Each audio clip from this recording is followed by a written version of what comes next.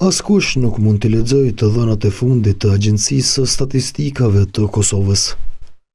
Qasja nuk ofron faqe e doganës, gazetë zyrtare të Republikës dhe as faqja zyrtare e zyrës së kryeministrit. Njësoj edhe pjesa dërmuese e faqeve të ministrive, pas atyre të Ministrisë së Kulturës, Infrastrukturës dhe Ministrisë së Punëve të Jashtme. E diela shënon ditën e tretë pa këto web faqe aktive.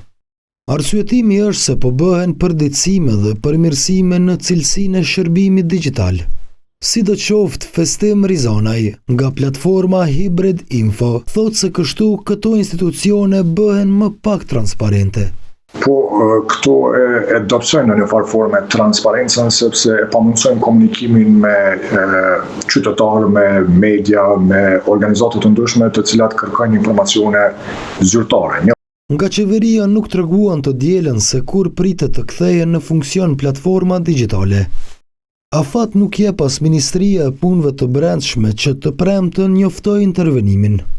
Kjo vlerësohet se duhet të bëhet me dije qytetarëve dhe palëve të interesit.